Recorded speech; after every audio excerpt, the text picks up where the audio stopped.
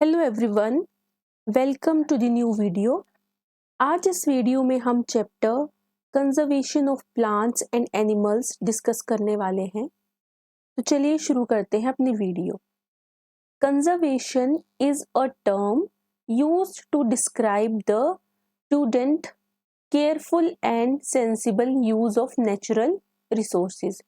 तो कंजर्वेशन क्या होता है? कंजर्वेशन जो है ये टर्म यूज की जाती है इसको डिस्क्राइब करने के लिए जो भी हमारे नेचुरल रिसोर्सेज हैं उनको हम केयरफुली और सेंसिबली कैसे यूज करते हैं। ठीक है, तो जो टर्म यूज की गई है उसको हम बोलेंगे conservation. The earth's natural resources include, earth के जो नेचुरल रिसोर्सेज हैं उनमें क्या क्या आता है? Air, water, soil, minerals, fuels, plants and animals. तो ये सारे जो है नेचुरल रिसोर्सेज अर्थ के हैं। ठीक है, इसके बाद हम पढ़ेंगे डिफोरेस्टेशन एंड इट्स कॉजेज। ठीक है, कि डिफोरेस्टेशन क्या होती है और इसके जो कॉजेज है वो क्या क्या हैं। ठीक है, a forest is a large area covered with trees and plants. Forest क्या होता है? सबसे पहले फॉरेस्ट होता है कि बहुत ही ज्यादा लार्ज एरिया होगा जो किस चीज से कवर होगा? ट्रीज और प्लांट से। ठीक है, तो जो हमारे फॉरेस्ट हैं उनको हम बोलते हैं कि जहाँ पे पेड़ होंगे और प्लांट्स होंगे, ठीक है, तो वो फॉरेस्ट कहलाएगा। It provides habitats for animals and plants. ये एनिमल्स और प्लांट्स के लिए हैबिटेट प्रोवाइड करता है। The process of clearing away forests by cutting them down or burning them is called deforestation। अब जो प्रोसेस होता है जिससे हम क्या करते हैं कि फॉरेस्ट को क्लीन कर देंगे। कैसे क्लीन कर देंगे? कट कर देंगे ट्रीज को या फिर बर्न कर देंगे। ठीक है, तो वो हमारा कहलाएगा डिफोरेस्टेशन। ठीक है, तो डिफोरेस्टेशन क्या होता है कि क्लीनिंग अवे फॉरेस्ट, ठीक है, उसको हम बोल देंगे deforestation. People clear forest to use the wood. अब ये क्लियर क्यों करते हैं लोग फॉरेस्ट को?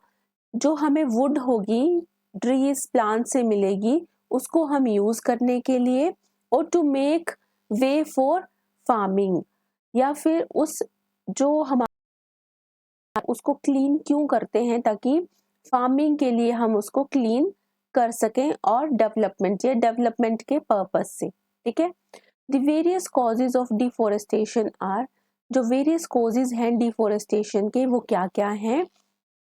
Procuring land for cultivation, building houses and factories, making various products और natural causes। तो इन reasons की वजह से जो है वो deforestation होती है।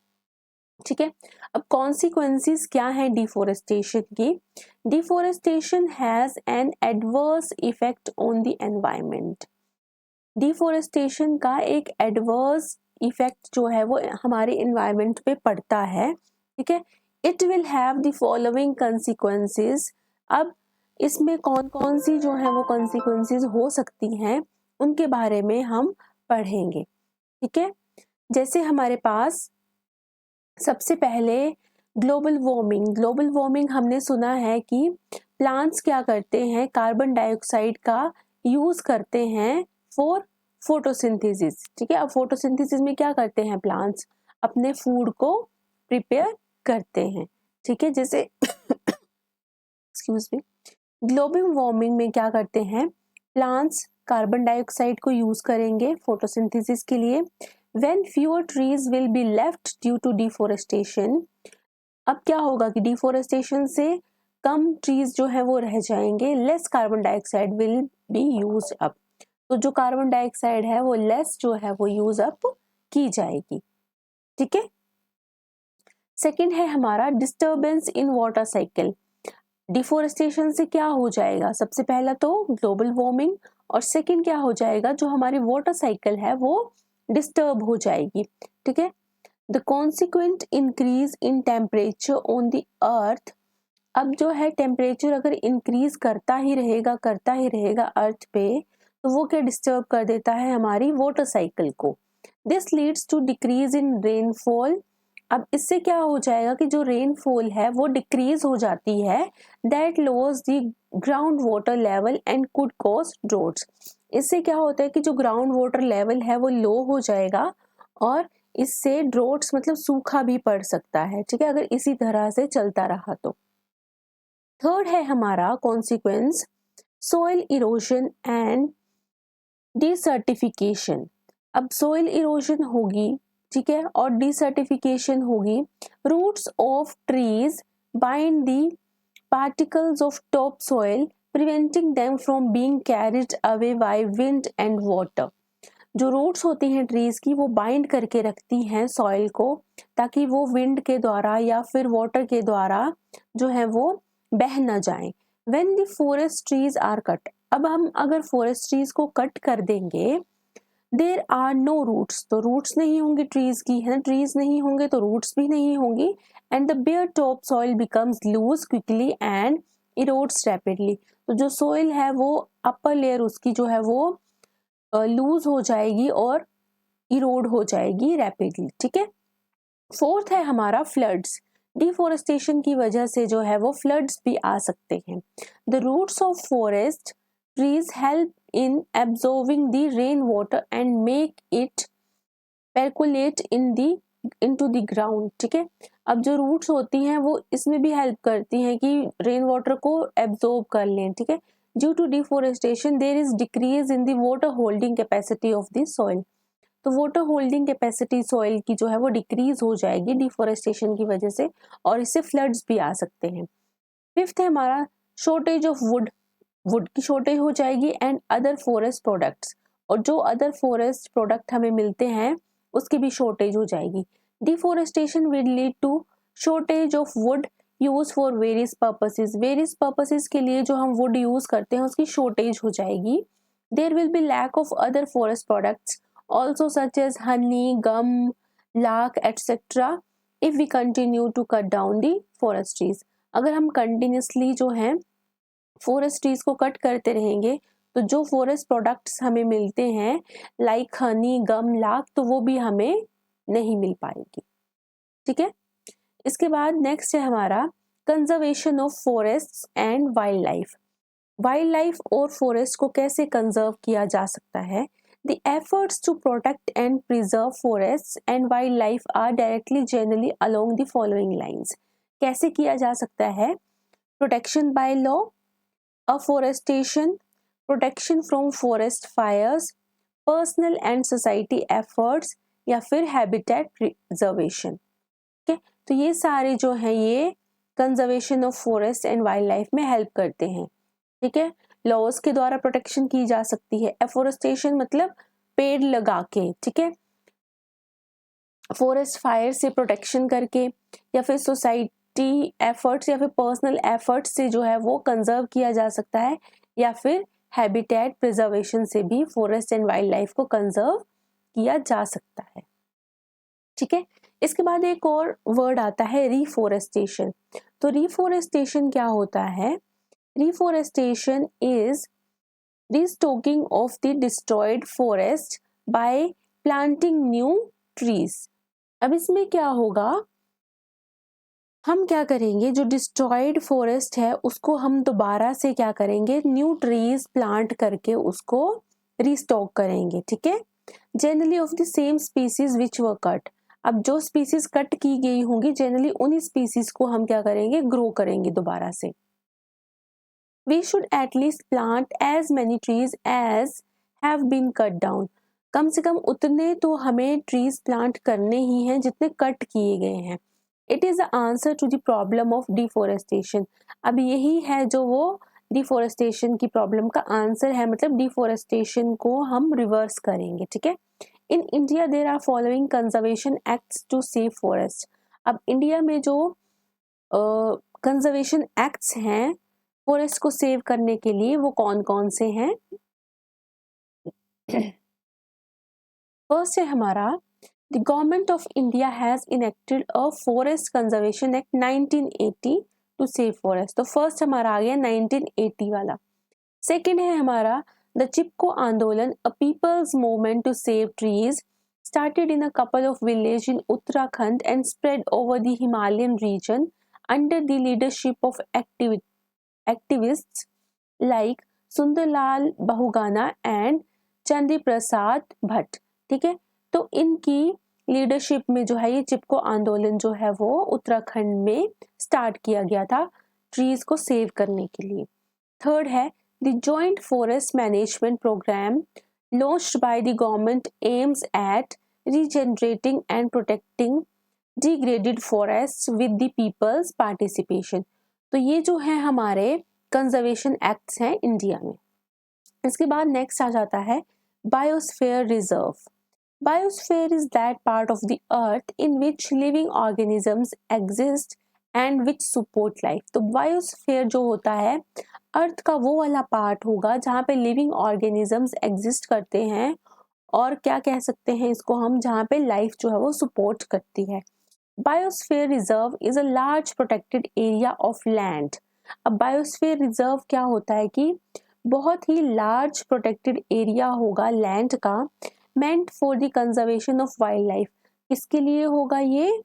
Conservation of wild life, biodiversity and the traditional lifestyle of the tribal people living in the area. ठीक है, it can be divided into 3 zones as below.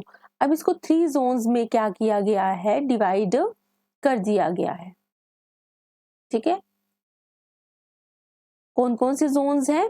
Core zone जिसको इनर मोस्ट बोलते हैं, जहाँ पे no human activity allowed. Transition zone outer most बोलते हैं, several human activities allowed. ठीक है, एग्जाम्पल हाउसिंग, कल्टीवेशन एटसेट्रा। और थर्ड है हमारा बफर जोन जिसको मिडिल जोन बोलते हैं, limited human activities allowed, example research, tourism etcetera. ठीक है, तो ये हमारे 3 जोन्स आ गए। ठीक है, बायोस्फीयर रिजर्व के। अब इसके बाद नेक्स्ट आ जाता है biodiversity. Biodiversity refers to the variety of organisms existing on the earth. Biodiversity क्या रेफर करता है? वैरायटी ऑफ ऑर्गेनिजम्स जो हैं वो अर्थ में एग्जिस्ट करते हैं, उसको हम बोलते हैं बायोडाइवर्सिटी। ठीक है, देयर इंटर रिलेशनशिप, उनका आपस में संबंध, and relationship with the environment, आपस में संबंध और एनवायरनमेंट के साथ जो संबंध है, ठीक है, वो सारा कुछ बायोडाइवर्सिटी में आ जाता है।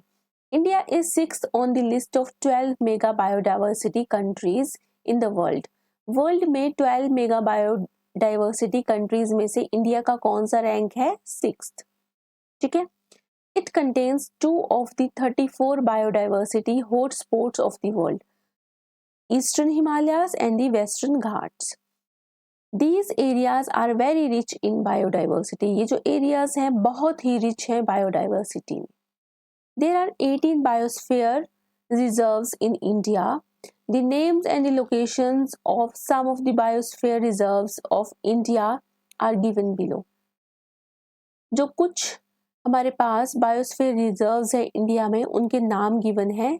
ग्रेट निकोबार बायोस्फीयर रिजर्व जो अंडमान एंड निकोबार में है, काजीरंगा बायोस्फीयर रिजर्व असम में है, Sundarbans biosphere reserve West Bengal में, कान्हा बायोस्फीयर रिजर्व मध्य प्रदेश में, और पंचमढ़ी बायोस्फीयर रिजर्व मध्य प्रदेश में। ठीक है, तो ये हमने कुछ इम्पॉर्टेंट, या फिर मतलब वैसे तो 12 बायोस्फीयर्स हैं, लेकिन इनमें 5 हमने लोकेशंस देख ली इनकी कहाँ पे हैं, और उनके नेम भी हमने देख लिए।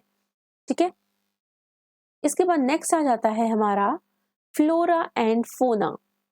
सम animals and plants typically belong to a particular area. कुछ एनिमल्स और प्लांट्स जो होते हैं वो टिपिकली किसी पर्टिकुलर एरिया को ही बिलोंग करते हैं। The plants and animals of a particular area are known as flora and fauna of that area respectively.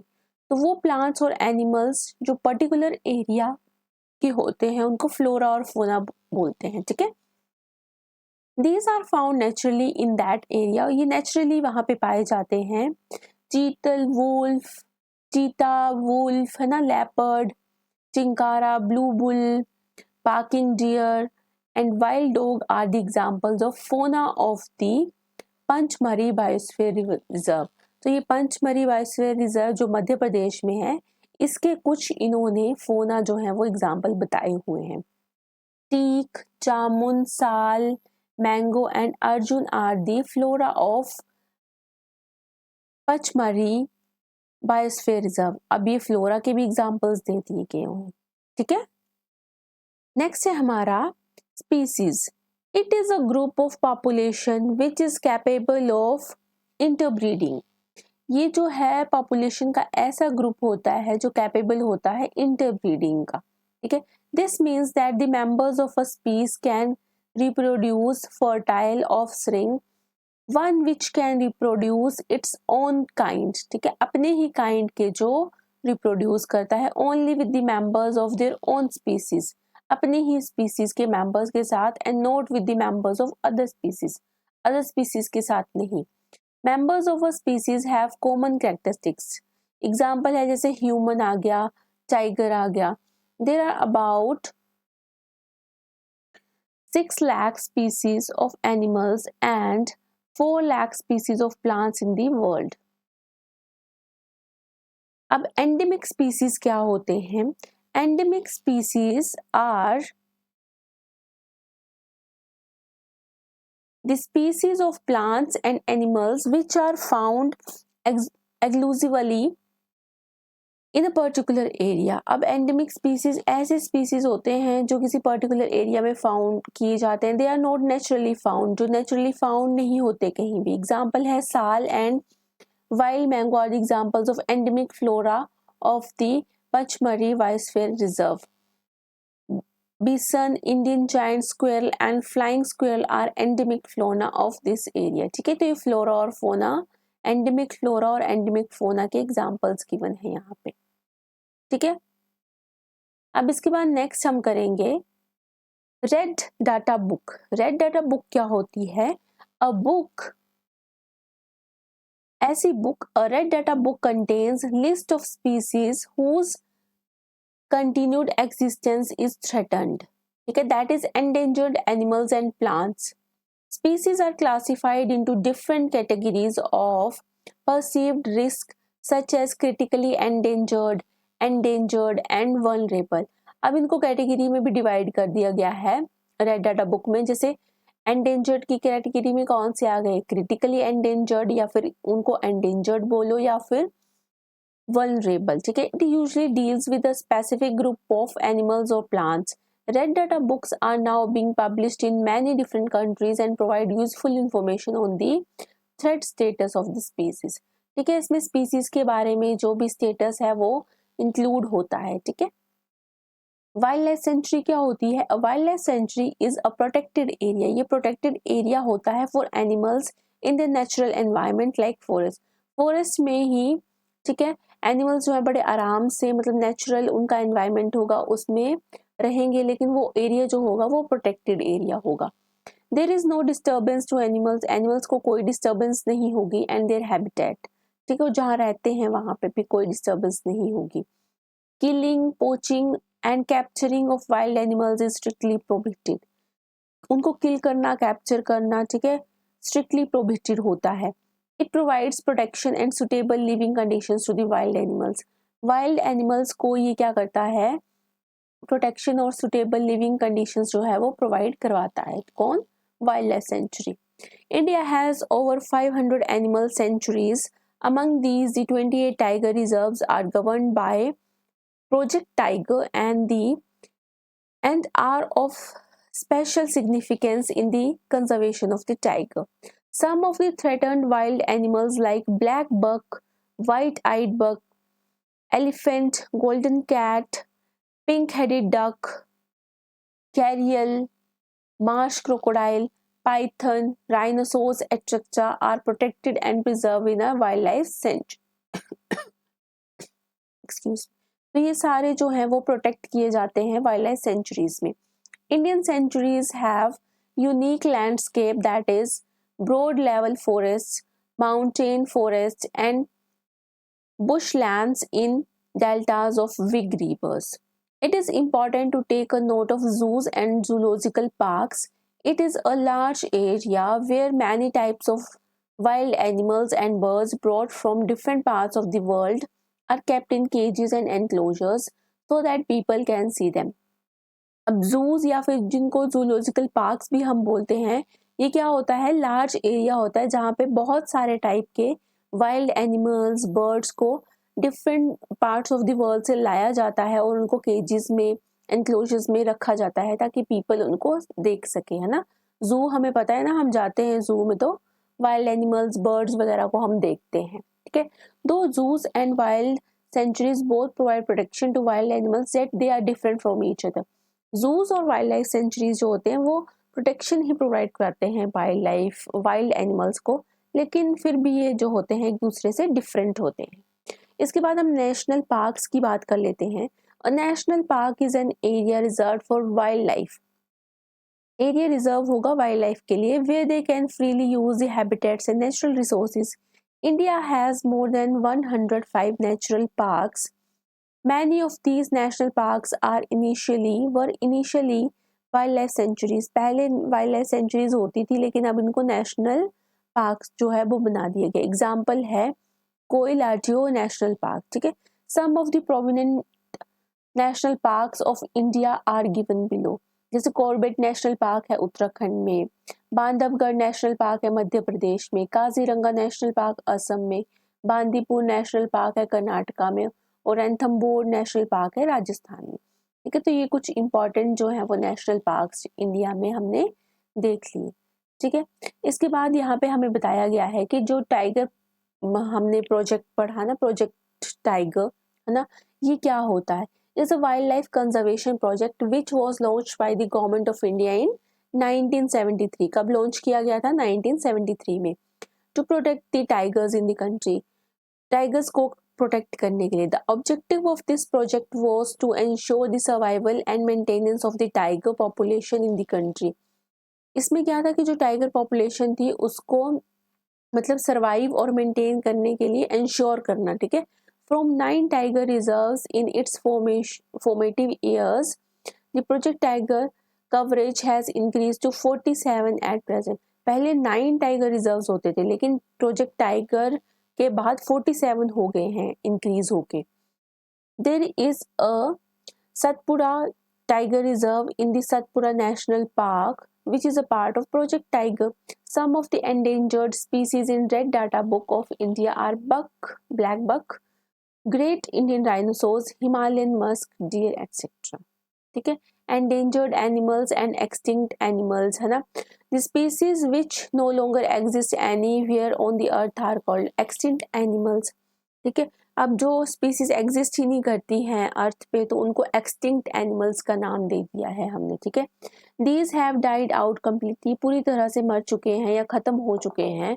A species becomes extinct when the last living member of that species dies. Example है जैसे dodo, dinosaurs, Irish deer etcetera. तो ये इसके examples भी यहाँ पे given है, ठीक है। अब इसके बाद animals whose numbers are diminishing to a level that they might face extinction. अब endangered किसको बोलते हैं, जो भी खत्म होने की कगार पे ही है, खत्म नहीं हुए हैं पूरे लेकिन खत्म होने की कगार में ही है, उनको हम endangered animals बोल देते हैं, ठीक है। ये वैनिश हो रहे हैं अर्थ से, ठीक है। एग्जाम्पल जैसे आ गया हमारा lion tail macaque, tiger, snow leopard, Asiatic lion, ठीक है। तो ये सारे एग्जाम्पल्स हैं इसके। माइग्रेशन क्या होती है, the process of an animal और bird to move from one place to another on the basis of season. Season के बेसिस पे जो है वो हमारे एनिमल्स और बर्ड्स एक प्लेस से दूसरे प्लेस में जाएंगे तो उसको माइग्रेशन बोलेंगे।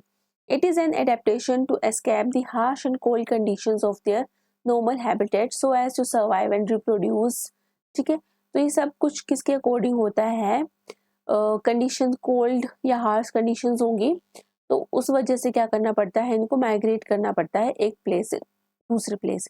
It comes to warmer places in India such as. अच्छा, क्या होता है कि जो साइबेरियन क्रेन है, one of the most common migratory bird which comes to India every year from Siberia when it is winter. जब winter होते हैं तो वो यहाँ पे वार्मर प्लेसेस में भरतपुर राजस्थान में आ जाता है, ठीक है। रिसाइकलिंग ऑफ पेपर भी इसमें हम पढ़ लेते हैं। Recycling of paper means to process the waste paper to make new paper. जो वेस्ट पेपर होगा उसको प्रोसेस करेंगे और न्यू पेपर बनाएंगे, ठीक है, ताकि वो दोबारा से यूज किया जा सके। We should save, reuse and recycle paper for the following. क्यों करना चाहिए हमें सेव पेपर को, रीयूज या फिर recycle? To save forest trees for being cut, to save water use in paper making, to save energy, that is electricity used in making paper, to reduce the amount of harmful chemical used in paper making। ठीक है, तो recycling हमें इसलिए करनी चाहिए paper की, ताकि हम क्या कर सकें, फॉरेस्ट को कटने से बचा सकें, वाटर को सेव कर सकें, इलेक्ट्रिसिटी को सेव कर सकें, या फिर जो हार्मफुल केमिकल्स यूज होते हैं पेपर मेकिंग में उनको रिड्यूस कर सकें। ठीक है, तो इस वीडियो में हमने चैप्टर डिस्कस कर लिया। नेक्स्ट वीडियो में हम इसके एमसीक्यूज डिस्कस करेंगे। Thanks for watching, bye everyone.